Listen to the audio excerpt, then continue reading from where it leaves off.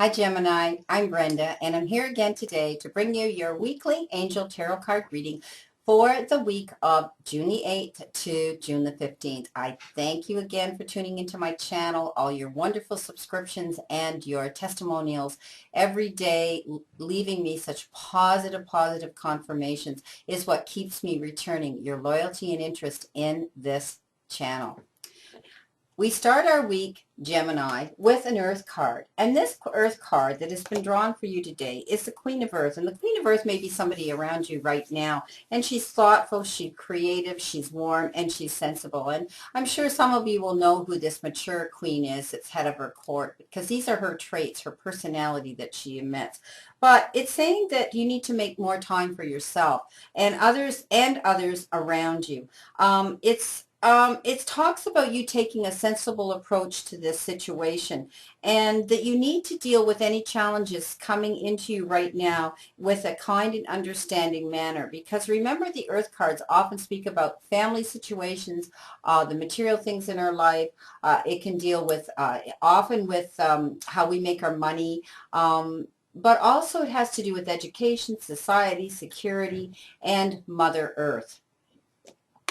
On Tuesday, you've been given a water card, and this water card, Gemini, is the Knight of Water, and he may be somebody around you right now, a young man who is emotional, romantic, enthusiastic, and sometimes he can be contemplative. So you will know, some of you, who this individual is, but the card speaks of falling in love. It's a wonderful card. You all know I love the water cards, and I am a fish myself, being a Pisces, and we are the romantics. So it's about falling in love. And for some of you, you may be getting engaged and be asked, getting a proposal to get married. There is a need to balance your emotions, though, because this is a very profound, life-changing event that you're going to be approaching. Keep that in mind. But for some of you, if you are not getting married and you are not getting that wedding proposal, you will be getting an invitation to go to that type of event.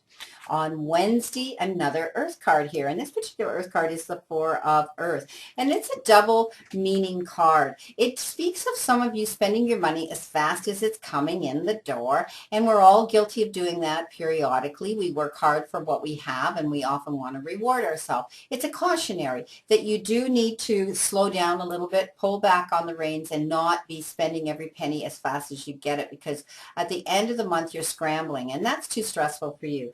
On the other hand, it says some of you are being very and absolutely too cautious with your money, and it's the opposite edge of this card, where you need to enjoy what you're earning and what you're making and the fruits of your labors. So don't just put it away and never use it, or never feel you're worthy of that one particular item, that luxury item, that holiday, or the gift you want to give someone else, because this does speak of you giving money or giving the gift to those that are less fortunate as you. Following day, third Earth card, there's the King. The King is someone who may be around you, this King of Earth, because he's generous, professional, responsible, and he's a very practical individual. And he may be your employer, okay? He may be someone you look up to, your supervisor, someone that you are around at work. It speaks of a successful time for some of you, and you need to accept any opportunities coming into you at your place of employment, or in the job force, and accept it confidently, because they're coming in, because they said you can't make a wrong choice here, or a wrong decision. When this opportunity comes in, they're saying it's like you have the.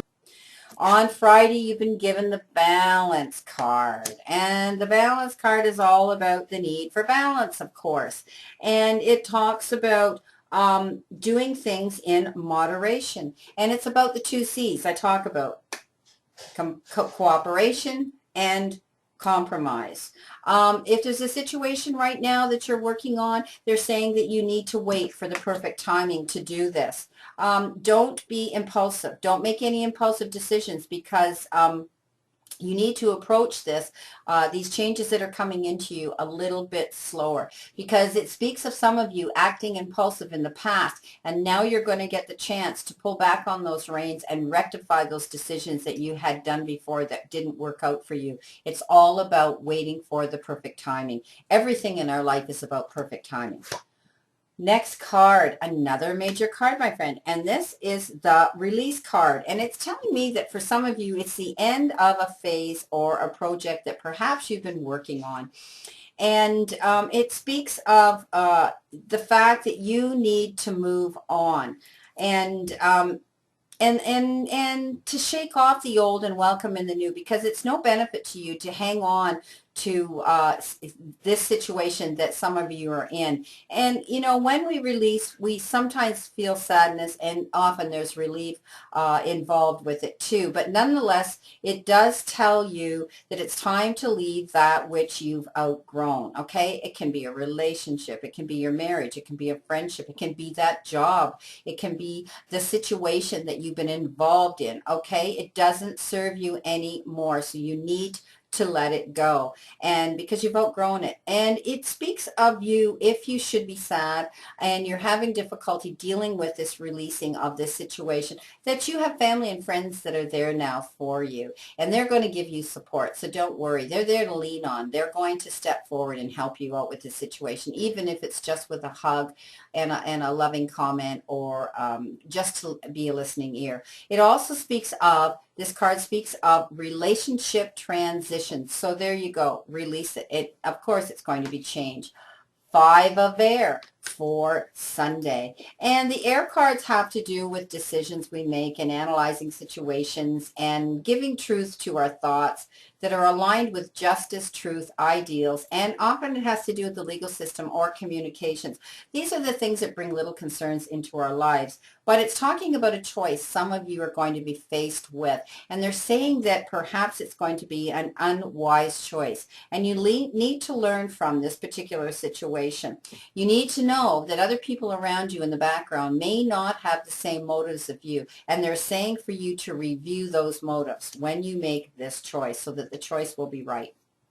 Final card is the Oracle card at the end of this weekly reading. And you got family.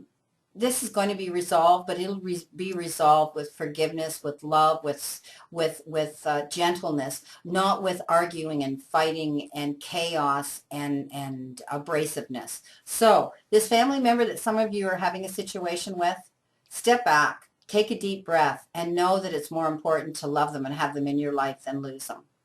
I leave you with a quote again today, Gemini, and this quote is, remember that life's greatest lessons are usually learned at the worst times in our lives and from the worst mistakes we make. I do have a website, and my website is www.brendatarot, spelled TARO.info. Hope to see you soon, my friends, for a private reading again. And remember, I continue to stand in the circle of light for you.